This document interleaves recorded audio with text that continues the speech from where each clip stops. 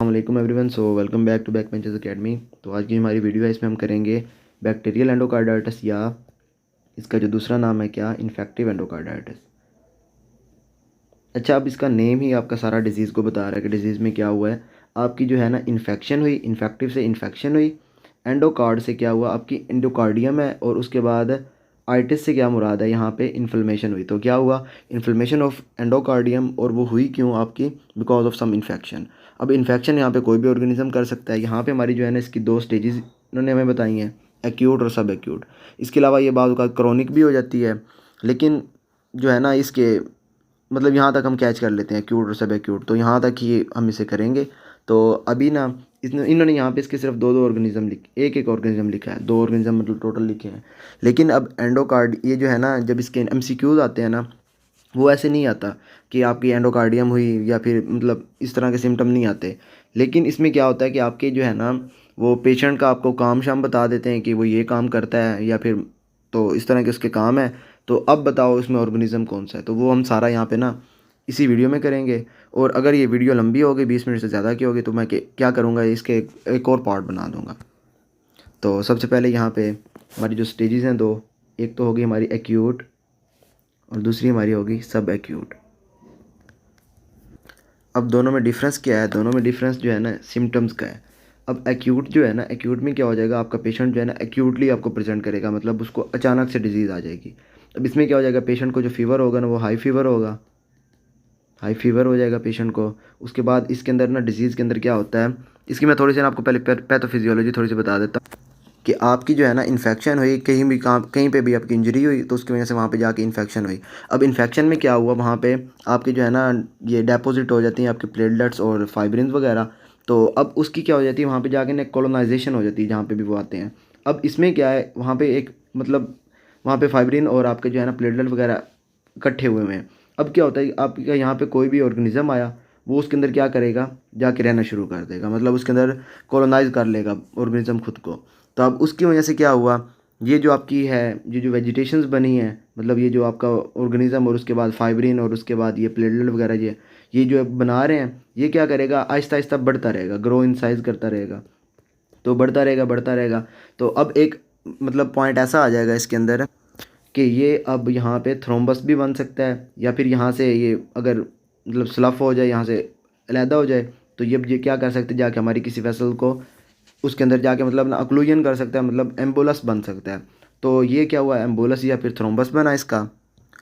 अब यहाँ पे अभी ये यहाँ पे ही है आपका। तो अब क्या है, नीचे वाला जो है ना आपका जो टिश्यू है, उसको अब सही से ऑक्सीजन वगैरह नहीं जा रही, तो वो क्या हो जाएगा, आपका टिश्यू जो है ना वहाँ पे उसकी डिस्ट्रक्शन स्टार्ट हो जाएगी, और वहाँ पे एब्सेस वगैरह बनने शुरू हो जाएगी। अच्छा, अब अगर ये वाली आपकी जो है ना, ये जो आपका बन रहा है थ्रोम्बस, ये अगर आपका बन जाए उस एरिया, उस जगह पे जहाँ पे आपके कॉर्डा टेंडिनी है, उनका क्या काम होता है, वो आपके कस्प को है ना, जो आपके माइट्रल और उसके बाद ट्राइकस्पिड, उनको क्या करते हैं, उनको मूवमेंट करवा रहे होते हैं। तो अब इस केस में क्या हो जाएगा कि आपकी जो कस्प वाला एरिया है ना, वो आपका हो जाएगा वीक। उसकी वजह से अब क्या हो जाएगा, जब आप मतलब सिस्टोल करेंगे, तो उसमें आपका जो है ब्लड रिगर्जिटेट कर जाएगा, तो रिगर्जिटेशन हो सकती है इसकी वजह से। और उसके अलावा जब ये हमारा अब ये यहाँ से स्लफ हो गया, तो ये चला गया हमारी सिस्टेमिक सर्कुलेशन में। अब इसके क्या है, ये तो हमारे हो गए कार्डियक सिम्टम क्या हैं। अब हमारे एक्स्ट्रा कार्डियक सिम्टम भी इसके अंदर डेवलप हो सकते हैं, मतलब ये आपका वेल्वुलाइटिस काज कर सकता है, हमारी स्किन के अंदर जाके उसके अंदर लीजन्स काज कर सकता है, हमारे नेल्स के अंदर आ सकता है, वहाँ पे आके सिम्प्लिंटर हेमरेजेस वगैरह काज करता है। और उसके अलावा किसी भी वेसल के पास गया, वहाँ पे जाके उसने मतलब वहाँ पे किसी इसने अपने आप को अटैच कर लिया। अब उस केस में क्या हो सकता है कि उसके नीचे वाला जो है ना वेसल के आपके नीचे वाला एरिया, वो वीक हो जाएगा, उसमें आपकी क्या है माइकोटिक एनोरिज्म वगैरह हो सकती है पेशेंट में।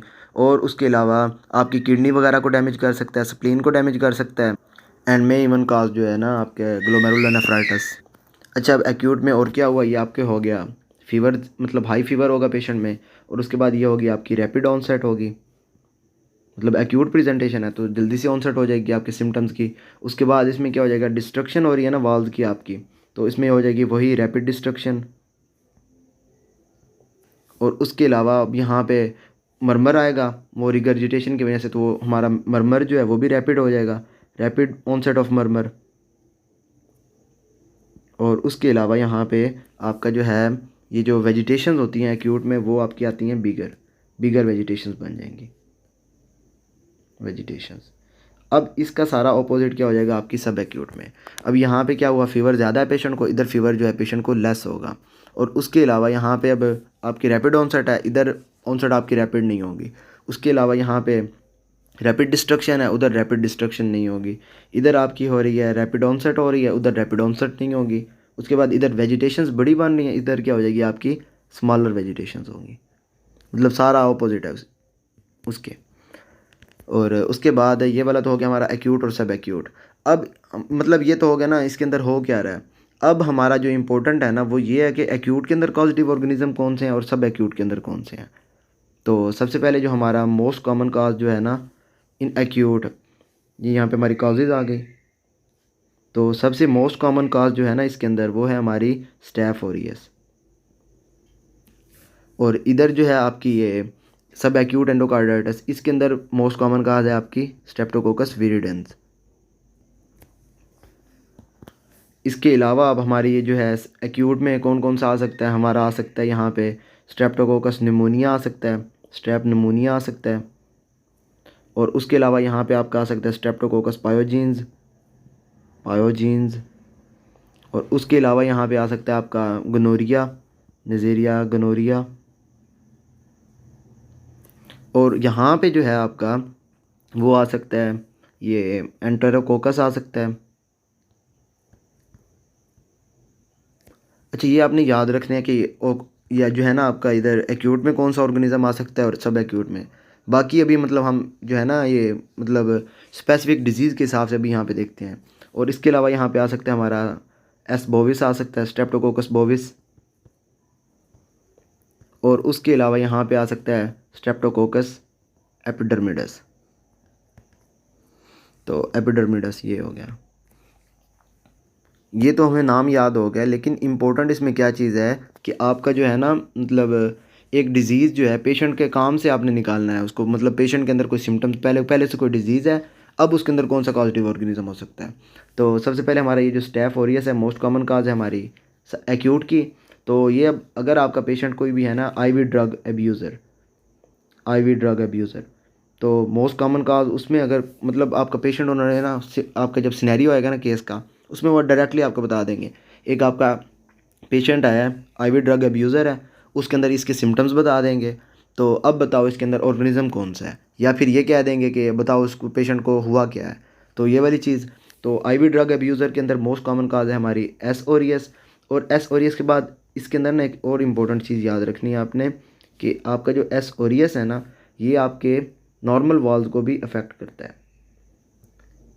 नॉर्मल जो हमारे वाल्व हैं ना बाइकस्पिड ट्राइकस्पिड वगैरह, अगर आपके नॉर्मल है उनको पहले से कोई मसला नहीं है, तो उनको भी अगर कोई प्रॉब्लम वगैरह काज करेगा मतलब उनको डैमेज करेगा वो आपका एस ओरियस है। और उसके अलावा यहाँ पे हमारा स्ट्रेप्टोकोकस विरिडेंस, तो इसके बारे में ये है कि आपने ये याद रखना डेंटल कैरीज, ये तो मोस्ट इम्पोर्टेंट है इसमें। मतलब अब पेशेंट जो है ना उसने क्या किया, उसने डेंटल कैरीज करवाई, मतलब जाके अपना कोई दांत वगैरह निकलवाया या कोई इस तरह का रूट कैनाल करवाया, जो भी करवाया। तो अब उसके अंदर क्या हुआ, अब उस पेशेंट ने करवाया हफ्ता पहले या 2 हफ्ते पहले, 3 हफ्ते पहले, महीना पहले, 2 महीना पहले, मतलब उसने क्या है वट एवर उसने ना आपका जो है ना डेंटल कैरीज करवाया, कोई भी करवाया काम। तो अब क्या हुआ उसके अंदर आपको जो है ना सिम्टम नज़र आ रहे हैं, पेशेंट के अंदर रिगर्जिटेशन आ रही है, मरमर वगैरह आपको आ रहा है। तो अब हमारा ऑर्गेनिज्म कौन सा काज करेगा, एस विरिडेंस। अब उसके अलावा इसके अंदर एक और इम्पोर्टेंट है, वो चीज़ ये है कि ये जो है ना आपके डैमेज्ड वॉल को अफेक्ट करता है। एस ओरियस हमारा वैसे भी मतलब हमें पता है कि मोस्ट नोटोरियस है, ये मतलब आपके नॉर्मल वॉल्स को अफेक्ट करेगा। और ये हमारे जो है ना पहले से डैमेज्ड वॉल्स हैं ना उनको अफेक्ट करेगा। और उसके बाद ये डेंटल कैरीज में आता है। और उसके बाद एक और चीज़ इसके अंदर इम्पोर्टेंट वो ये है कि ये अगर आपका कोई भी है ना, आपने पेशेंट जो है उसने प्रोस्थेटिक वॉल लगवाए हैं, तो अगर 3 महीने हो गए हैं गुजर गए हैं पेशेंट को, आफ्टर 3 मंथ्स अगर उसके प्रोस्थेटिक वॉल जो है वो उनमें कोई अबनॉर्मेलिटी आ गई है, मतलब उसको किसी भी ऑर्गेनिज्म ने अफेक्ट कर दिया है आफ्टर 3 मंथ प्रोस्थेटिक को, तो वो आपका कौन सा होगा, ये आपका एस विरिडेंस।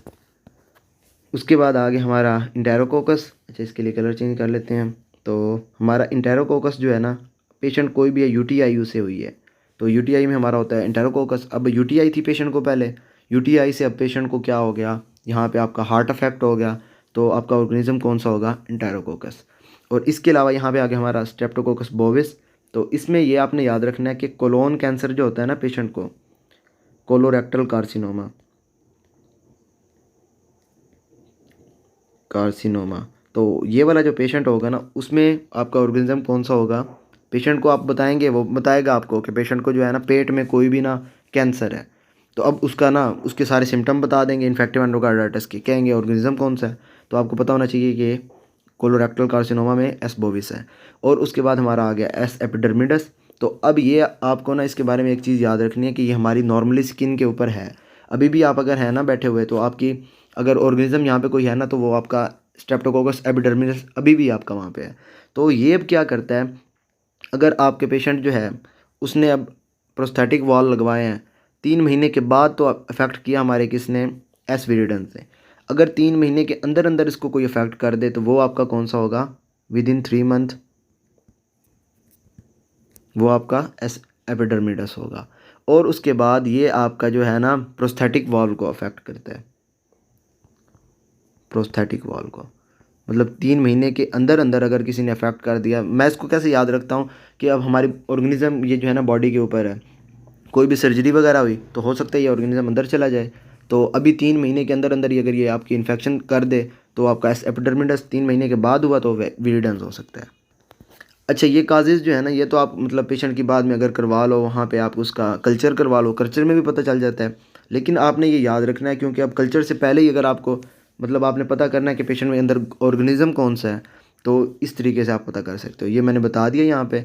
और इसके अलावा एक दो और चीज़ें कि अगर एक पेशेंट है आपका, मतलब उसने क्या है आपके घर में बकरियां वगैरह रखी हुई हैं, फार्म एनिमल्स वगैरह रखे हुए हैं उसने, फार्म एनिमल्स वाले अगर होंगे ना ऑर्गेनिज्म, जो पेशेंट आया आपके पास वो बताएगा कि मैंने घर में फार्म एनिमल्स रखे हुए हैं, तो उसमें जो है आपका कोक्जेला बर्नेटी काज करता है। ये ऊपर आ गया कोक्जेला बर्नेटी। और उसके अलावा अगर एक पेशेंट जो है उसका कंटेक्ट है गोट्स के साथ, गोट्स हैं उसके पास, या फिर कैटल्स वगैरह हैं उसने रखी हुई हैं घर में, तो अब उसमें जो है आपका जो ऑर्गेनिज्म आ सकता है वो आ सकता है ब्रूसेला। ठीक है, ये वाली हो गई मतलब कि ऑर्गेनिज्म स्पेसिफिक काजेज, मतलब कौन कौन से होंगी। इसमें से इम्पोर्टेंट जो है वो आपने याद रखना है, आईवी जो है ड्रग एब्यूजर्स, उसमें कौन सी काज है, ठीक है, वो एस ओरियस। उसके अलावा हमारी इसी में ये एक्यूट भी आपकी एस ओरियस है। उसके अलावा सब एक्यूट में ये आ गए आपके ऑर्गेनिजम्स, साथ ही उनके मतलब ये क्या क्या काम कर रहे हैं। और उसके अलावा ये यूटीआई में इंटेरोकोकस, ये वाली सारी चीज़ें। तो ये तो हो गई हमारी इसकी मतलब ऑर्गेनिज्म कौन कौन से काज कर रहे हैं। अब आते हैं हम इसके रिस्क फैक्टर पे। तो उसके लिए ये करते हैं, यहाँ पे कोई थोड़ी सी जगह बना लेते हैं कहीं पे। तो यहाँ पे आ गए वही, इधर एक्यूट है, यहाँ पे एक्यूट, और इधर सब एक्यूट। तो ये आपने एक पेज पे बना लेना सारा। तो यहाँ पे यहाँ पे आपने देखना है रिस्क फैक्टर इसके कौन से हैं। तो रिस्क फैक्टर इसमें कौन कौन से आ रहे हैं हमने ऊपर देख लिया। हमारा एक तो हो गया सबसे पहले आईवी ड्रग यूज़र, ठीक है। आईवी ड्रग कोई ले रहा है पेशेंट, तो उसके अंदर सबसे मतलब वो एक रिस्क फैक्टर है उसका, उसमें ये आ सकती है एक्यूट प्रेजेंटेशन आ सकती है। और उसके अलावा इसके अंदर अगर पेशेंट आपका इम्यूनो कम्प्रोमाइज्ड है, कम्प्रोमाइज्ड, तो वो भी आपका एक्यूट प्रेजेंटेशन देगा। इसके अलावा यहाँ पे सब एक्यूट में हो सकता है कोई भी कंजेनिटल कार्डिक डिजीज़ हो पेशेंट के अंदर, कंजेनिटल कार्डिक डिजीज़ हो पेशेंट के अंदर। या फिर उसके अलावा पेशेंट ने वही जो मैंने आगे आपको बताया यहाँ पे कि उसने डेंटल कैरीज करवाई, तो मतलब अपर रिस्पायरेटरी ट्रैक्ट प्रॉब्लम आ गई पेशेंट में, या फिर कोई भी डेंटल कैरीज, रिस्पायरेटरी ट्रैक्ट की इन्फेक्शन है, कोई भी प्रॉब्लम है कोई भी, या फिर पेशेंट ने डेंटल कैरीज वगैरह करवाई, ये वाली सारी इसमें आ जाएंगी। और उसके बाद ये एस एपिडर्मिडस तो मैंने यहाँ पे बताया ना आपको कि ये तो होता है हमारा प्रोस्थेटिक वाल्व को अफेक्ट करता है, अब 3 महीने के अंदर अंदर करता है। इसका काम क्या है, ये क्या करता है, एक बायोफिल्म प्रोड्यूस करता है, बायोफिल्म प्रोड्यूस की, बायोफिल्म के साथ ये खुद को इसके साथ अटैच कर लेता है। तो 3 महीने के अंदर अंदर अगर आपका ये हो जाए इन्फेक्टिव एंडोकार्डाइटिस, प्रोस्थेटिक वॉल की मतलब आपने वॉल रिप्लेसमेंट करवाई, तो 3 महीने के अंदर अंदर हो गया वो आपका एस एपिडर्मिडस। ये वाली सारी चीज़ें। इसके बाद क्लिनिकल फीचर्स इसमें क्या आएंगे, तो इसके अंदर जो एक्यूट में है ये हो सकता है आपका जो है, सबसे पहले तो हमें पता होना चाहिए कि इन दोनों में रोमेटिक फीवर जो है ना फैक्टर, जो है रोमेटिक फैक्टर, वो दोनों में पॉजिटिव है, इसमें भी पॉजिटिव है, इसमें भी पॉजिटिव है। और उसके अलावा यहाँ पे जो है पेशेंट जो मैंने ऊपर बता दिया आपको हाई ग्रेड फीवर के साथ आएगा, इधर लो ग्रेड फीवर के साथ आएगा। इसके अंदर जो पेशेंट है उसको राइगर्स भी हो रही होंगी, राइगर चिल्स वगैरह हो रही होंगी पेशेंट को। और इस साइड पे जो है पेशेंट उसके अंदर मतलब मलेज आ जाएगा पेशेंट में, मतलब इन्फेक्शन है ना काफ़ी देर से हो गई मलेज। इन्फेक्शन में क्या हो जाता है आपका मलेज आ गया पेशेंट में, एनोरेक्सिया आ गया, उसके बाद वेट लॉस वगैरह आ गया क्योंकि खाना वगैरह नहीं खा रहा, वेट लॉस आ गया। तो इस तरह की चीज़ें इसमें आ जाती हैं। और उसके बाद यहाँ पे एक चीज़ है कि आपने मतलब अगर ये जो है आपकी एक्यूट प्रेजेंटेशन हुई, अगर इसने आपके मतलब ये जो है ना आपकी रिगर्जिटेशन भी काज कर रही है ना, वाल्व्स को अगर इसने कर दिया रिगर्जिटेशन आ गई, अगर ये आपकी लेफ़्ट साइड वाली साइड पे है ना, लेफ़्ट साइड पे है और वहाँ से ये चला गया आपकी सिस्टेमिक सर्कुलेशन में, तो ये क्या है आपकी जीआई में भी जा सकता है, आपकी किडनीज़ को अफेक्ट कर सकता है, हार्ट को अंदर खुद अफेक्ट कर रहा है। अब यहाँ से ये हो सकता है कि आपके हार्ट की तरफ या आपके ब्रेन की तरफ चला जाए, मतलब किडनी हो गई, ब्रेन हो गया, जीआई वगैरह, मतलब सारे जो है ना, मतलब जहाँ जहाँ जहाँ पे जाएगा वहाँ वहाँ पे अफेक्ट कर सकता है। तो उसके अलावा अगर राइट साइड की होगी, राइट साइड का अगर आपका हार्ट अफेक्ट कर रहा है तो उसमें क्या आ जाएगा आपके लंग्स के अंदर प्रॉब्लम आ जाएंगी, मतलब वो आपका एम्बोलस आगे चला जाएगा ना, तो लंग अब्सेस आ सकती है, और या फिर उसके अंदर पल्मोनरी एफ्यूजन आ सकती है पेशेंट में, एफ्यूजन। तो ये वाली सारी चीज़ें इसमें आ जाती हैं। और उसके बाद ये हमारी जो सब एक्यूट है इसमें तो वो हमारी जो हम आगे देखेंगे ना सारी, ये मतलब यहाँ पे इन्होंने लिखी हुई भी हैं ये वाली इसके अंदर क्या आ जाएगी आपकी स्प्लिंटर हेमरेजेस वगैरह, ये नीडल बेड हेमरेज आ गई। उसके बाद पेशेंट के अंदर ओजलर नोड्स वगैरह आ जाएंगी इसके अंदर ही, रॉथ स्पॉट आ जाएगा इसके अंदर, जेनवी लीजन्स आ जाएंगी। और उसके बाद ये वाली सारी चीज़ें मतलब जो हम अभी आगे पढ़ेंगे ना, वो वाली सारी की सारी अब इसके अंदर आ सकती हैं। ठीक है, स्प्लिंटर हेमरेजेस, उसके अलावा ये ओजलर नोड, जेनवेलियंस वगैरह सारी इसमें आ जाएंगी, ये जो ऊपर ऊपर है। और उसके साथ ये इसमें ना एक और चीज़ वो ये है कि क्लबिंग भी आ जाती है। पेशेंट जो है ना उसके नेल बेड्स जो हैं, अच्छा इसका क्लबिंग का फाइंड करने का क्या तरीका है, आपने जो है अपने दोनों अपोजिट जो नेल्स हैं ना उन दोनों को आपस में जोड़ना है, मतलब फिंगर है ना आपकी कोई भी, उसको आपस में जोड़ा आपने। अब दरमियान में जब आप देखेंगे ना नेल्स के दरमियान में, तो आपको एक डायमंड शेप नज़र आएगी। अगर ये डायमंड शेप पेशेंट के अंदर है तो क्लबिंग नहीं है, अगर ये डायमंड शेप लॉस्ट हो गई तो इसका मतलब है कि पेशेंट जो है ना आपका क्लबिंग है। इसके अलावा अगर ओवरऑल इसके रिस्क फैक्टर देखें दोनों में, तो उसमें आ सकता है आपका जो एज है सबसे पहले मोर देन 45 ईयर्स और 65 तक, तो रिस्क फैक्टर में आ जाती है ये। या फिर पेशेंट आपका डायबिटिक है, डायबिटिक में आपका आ सकता है ये वाला। या फिर पेशेंट जो है आपका वही पीछे से आ गया कि प्रोस्थेटिक वॉल्व वाला है, तो वो भी एक रिस्क फैक्टर है यहाँ पे। और उसके अलावा पेशेंट को अगर कंजस्टिव हार्ट फेलियर है, अब इसमें क्या हो जाएगा कंजस्टिव हार्ट फेलियर का मैं थोड़ा सा बता दूं कि यहाँ पे आपका जो ब्लड है ना वो आपके हार्ट के अंदर ज़्यादा देर रहेगा, तो ब्लड वहाँ पे ज़्यादा है, स्टेसिस हो रही है ब्लड की, तो जब ब्लड वहाँ पे आपका रुका रहेगा तो अब इसमें क्या है कि वो आपकी इन्फ्लेमेशन इंजरी वगैरह काज कर सकता है। इंजरी हुई उसके बाद अब क्या वहाँ पे आपके ऑर्गेनिज्म आके वो जो पीछे हमने पैथोफिजियोलॉजी में देखा था वो वाला सारा हो सकता है। उसके अलावा हीमोडायलिसिस वाला पेशेंट है, हीमोडायलिसिस वाला उसमें क्या होता है वो पेशेंट आपका इम्यूनो कम्प्रोमाइज्ड होता है, तो हीमोडायलिसिस वाले पेशेंट में आ सकती है, आप मतलब रिस्क फैक्टर में आ सकता है। या फिर उसके अलावा आपका पुअर ओरल हाइजीन वाला पेशेंट है, वही बात होगी आपका पेशेंट जो है उसने कोई दांत वगैरह निकलवाया है, तो अब वहाँ पे अगर उसने मतलब कभी ब्रश ही नहीं किया दांतों को, तो अब उसके अंदर वहाँ पे ऑर्गेनिज्म वगैरह फिर रहे हैं वहाँ पे, तो हो सकता है कि वो आपके सिस्टेमिक सर्कुलेशन में चला जाए वहाँ पे और वो जाके आपके हार्ट को अफेक्ट कर दे। तो पुअर ओरल हाइजीन, तो ये वाली सारी चीज़ें भी इस फैक्टर में आ जाती हैं। तो अभी सबसे पहले हम देख लेते हैं अपने वाल्व्स को कि ये हमारी जो इन्फेक्टिव एंडोकार्डाइटिस है हमारे हार्ट के कौन से वाल्व्स को अफेक्ट करती है। तो इसमें आपने याद रखना है कि सबसे ज़्यादा हमारे हार्ट को अफेक्ट जो हमारा वाल्व अफेक्ट होता है ना वो माइट्रल वाल्व है। उसके बाद हमारा माइट्रल से गया ब्लड हमारा एओर्टा में जाना है तो एओर्टिक वाल्व, एओर्टिक से अब सिस्टेमिक सर्कुलेशन में गया दोबारा हार्ट में आया तो वहाँ पे आ जाएगा आपका ट्राइकस्पिड वाल्व, ट्राइकस्पिड वाल्व हो गया। और उसके बाद आपका पल्मोनरी वाल्व। तो ये वाला तो हो गया नॉर्मल सर्कमस्टांसिस में। अब अगर पेशेंट है आपका आईवी ड्रग अब्यूज़र, तो उसमें क्या होता है वो आपकी जा रही होती है वेंस के अंदर, आपकी जो ड्रग है ना जो भी है वो जाएगी आपकी वेंस में, तो वेंस में गई ऑर्गेनिज्म भी आपका मतलब टीके टीके लगा रहा है ना पेशेंट, तो अब क्या है, आपकी जो ऑर्गेनिज्म है आपकी स्किन के ऊपर ही कोई ऑर्गेनिज्म वगैरह है वो आपके चला गया सर्कुलेशन में, तो उसने अब सबसे पहले जाना है, वेन्स ने जाना है आपके राइट हार्ट में। तो सबसे ज़्यादा उसके अंदर अफेक्टेड वाल जो होता है ना हमारा आईवी ड्रग अब्यूज़र, उसमें हमारा ट्राइकस्पिड वाल्व होता है। तो उसके अलावा इसके अंदर साइन एंड सिम्टम जो पेशेंट में ओवरऑल आ रहे होते हैं, उसमें पेशेंट जो है ना आपको साइन एंड सिम्टम उसमें क्या आ जाएगा आपका, एक तो हो गया pyrexia of unknown origin, patient को पायरेक्सिया है, फीवर है, अब हमें पता नहीं है किस वजह से है। और उसके अलावा मरमर आएगा पेशेंट के अंदर, चेंजिंग मरमर, ये वाली इसकी करेक्टरिस्टिक है, चेंजिंग मरमर। और उसके अलावा जो है पेशेंट जो है, जो हमने पीछे देख लिया, वो वेट लॉस में आएगा। एनोरेक्सिया पेशेंट में पेशेंट खाना नहीं खा रहा तो वेट लॉस तो होगा। उसके अलावा जो सिम्टम्स आ सकते हैं वो हमारे वो फ्रॉम जेन वाले जो ऊपर यहाँ पे लिखे हुए हैं, तो ये भी इसके क्लिनिकल सिम्टम्स में आ जाते हैं। ये सारे फीवर आ गया पेशेंट में, रॉथ स्पॉट आ गए, ऑजलर नोड्स आ गए, मरमर आ गया पेशेंट में, जेनविलियंस, एनीमिया, और उसके बाद ये आपके नेल बेड्स और एम्बुलाए। अच्छा, एनीमिया में क्या है चीज़ इंपॉर्टेंट है इसकी, वो ये कि आपका जो एनीमिया होता है ना वो होता है नॉर्मोसिटिक और नॉर्मोक्रोमिक एनीमिया।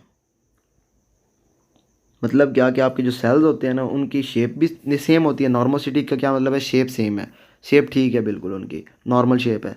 और नॉर्मोक्रोमिक का क्या मतलब है कि उनकी जो कलर है ना वो भी आपका नॉर्मल है, वो वाला अनीमिया आ जाता है इसमें। तो ये वाले यहाँ तक मतलब इसके अंदर सिम्टम्स वगैरह क्या हो गया, ऑर्गेनिज्म कौन कौन से हैं, ये वाली सारी इस वीडियो में हो गया। तो अगली वीडियो में हम ऐसे करते हैं कि इसके अंदर इन्वेस्टिगेशंस वगैरह देख लेंगे, और उसके बाद इसका क्राइटेरिया क्या है वो हम देख लेते हैं, और साथ इसके ट्रीटमेंट क्या है वो वाला देख लेते हैं। तो अगली वीडियो में मिलते हैं। टिल देन अल्लाह हाफिज़।